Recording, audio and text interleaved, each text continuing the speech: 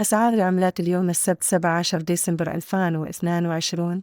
لكن قبل أن نبدأ لا تنسى الاشتراك وتفعيل الجرس. سجل في البنك الأهلي. سجل الدولار سعر الشراء 24.61 وسعر البيع 24.66. وسجل اليورو سعر الشراء 26.06 وسعر البيع 26.47.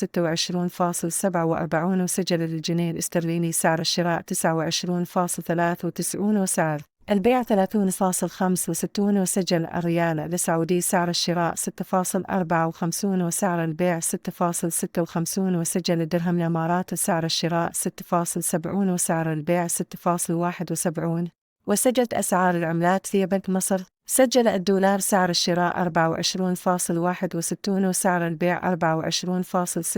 وسجل اليورو سعر الشراء 26.10 وسعر البيع 26.47. وسجل الجنيه الاسترليني سعر الشراء 30.24 وسعر البيع 30.65.